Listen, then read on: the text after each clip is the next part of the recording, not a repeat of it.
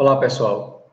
Afinal de contas, Jesus era um Deus bonzinho e compassivo ou era um ser humano comum que tinha sentimentos como nós, de ira e de raiva, né?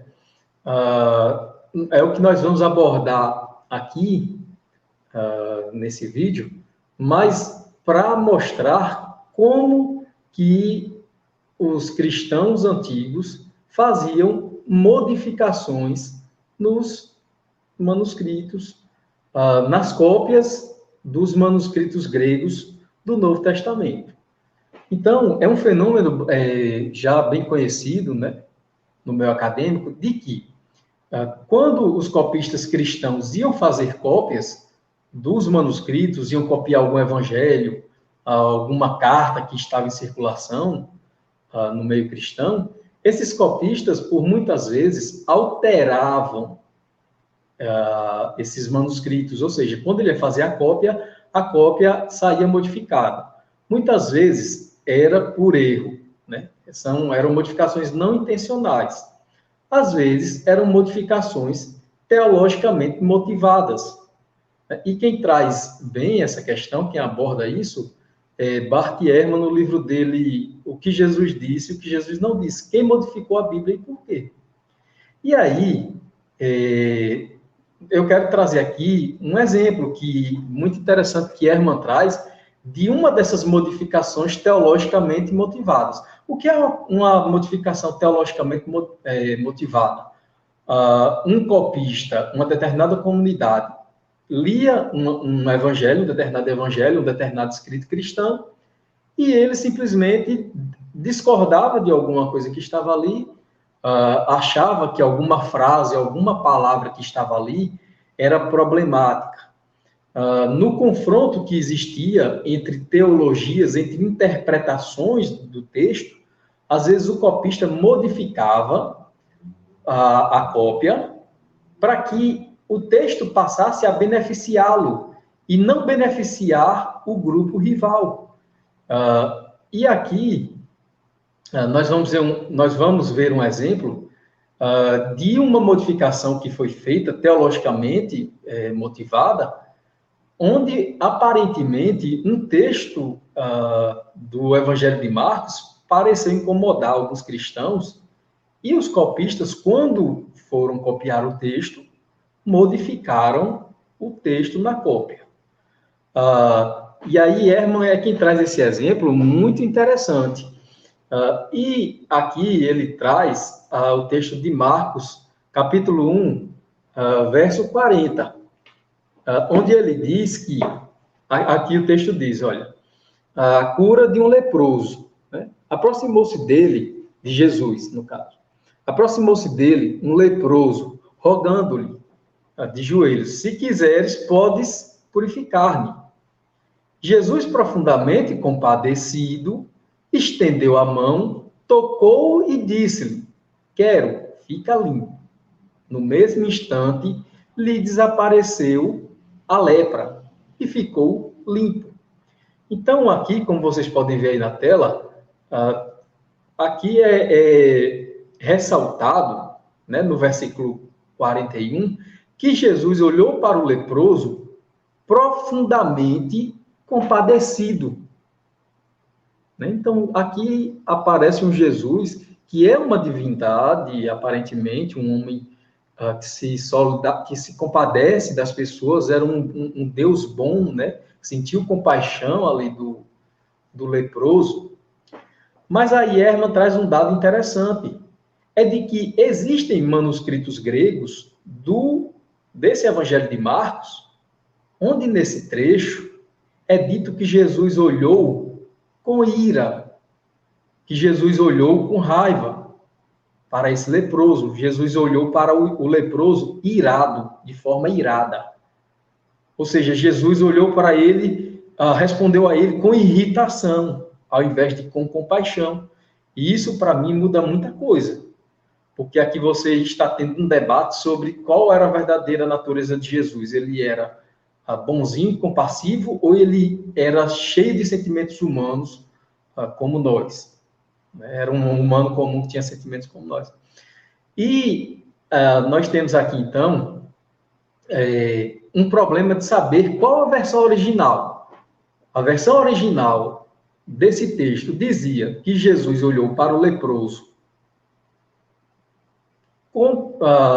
profundamente compadecido, ou seja, com compaixão, ou ele olhou para esse leproso e o respondeu de forma irritada, irada, chateado porque o leproso o estava incomodando. E aí Ehrman traz, embora seja difícil de determinar qual a versão original, né, Ehrman mostra alguns critérios que os acadêmicos usam para tentar determinar qual seria o texto original. E aí, uma coisa que eu achei interessante que ele diz é que é muito mais... Qual seria o mais fácil de se fazer? É um cristão, um copista, que achou o texto que dizia que Jesus olhou irado, e esse copista disse, olha, Jesus era Deus. Automaticamente Jesus era bom. Jesus está sendo agora retratado como bom, porque ele era uma divindade boa e compassiva.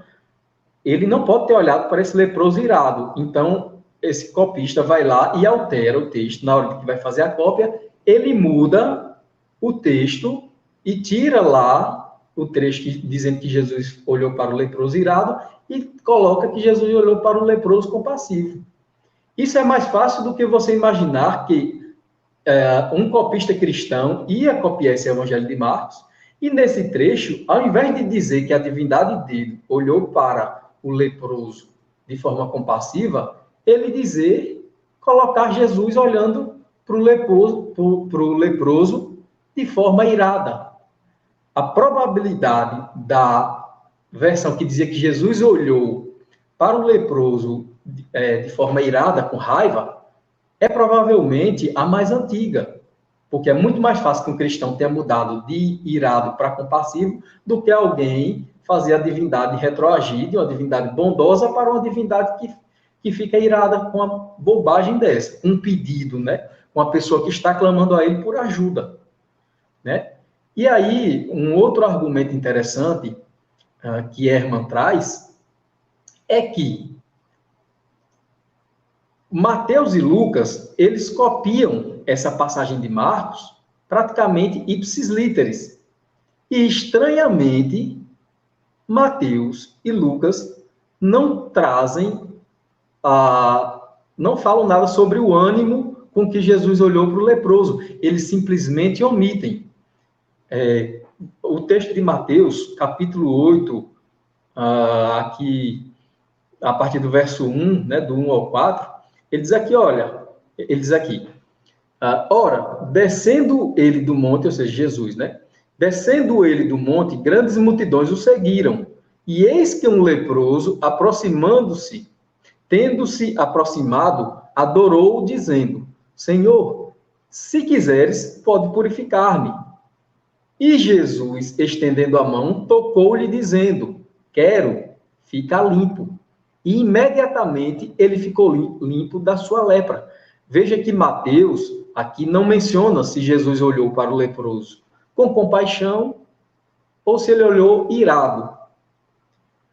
Mateus retrata Jesus como uma pessoa bondosa em várias outras partes do texto dele, do evangelho dele, né, o autor de Mateus. E, estranhamente, nessa passagem, ele, copiando de Marcos, ele omite que Jesus olhou compassivamente para o leproso. Não faz sentido. É mais fácil que, na versão original de Marcos, de onde Mateus copiou, dissesse que Jesus olhou para o leproso de forma irada, com raiva. E aí, Mateus, não querendo mostrar essa face desse Jesus irado, ele simplesmente omite essa expressão, de que Jesus olhou para ele irado. Né? Ele não modifica, ele omite. Quando a gente vai para o Evangelho de Lucas, né, esse mesmo texto está copiado em Lucas, no capítulo... deixa eu ver aqui. Capítulo 5, a partir... Lucas 5, do 12 ao 14, né? E aqui ele diz, olha, aconteceu que, estando ele numa das cidades, ou seja, Jesus, Veio à sua presença um homem coberto de lepra. Ao ver a Jesus, prostrou-se com o rosto em terra. Prostrando-se com o rosto em terra, suplicou-lhe: Senhor, se quiseres, podes purificar-me. E ele, estendendo a mão, tocou-lhe, dizendo: Quero, fica limpo. E no mesmo instante, lhe desapareceu a lepra. Está aqui, ó. Então percebam que aqui Lucas, também copiando Marcos, não menciona qual foi o estado de ânimo que Jesus olhou e respondeu ao leproso. Porque provavelmente constava lá que Jesus olhou para o leproso irado e respondeu de forma irada, chateado, com raiva. E, Lucas, que já passava a imagem de um Jesus compassivo, bondoso, uma divindade, não quis mostrar essa face do Jesus irado, porque isso poderia suscitar questionamentos. Então, aqui ele omite esse trecho que dizia que Jesus olhou irado. Um copista cristão posterior ao copiar o Evangelho de Marcos foi mais além. E ao invés de somente omitir que Jesus olhou para o leproso irado, o copista modifica o texto. Então, aqui, pessoal, nós temos um claro exemplo de como os manuscritos cristãos, nos seus primórdios, eram copiados e recopiados e modificados pelos primeiros copistas cristãos, sobretudo porque não existia uma fiscalização em relação à modificação desses textos. Esses textos eram facilmente modificados, né? Podiam ser facilmente modificados, porque não existia uma forma de você estar fiscalizando essas coisas, né?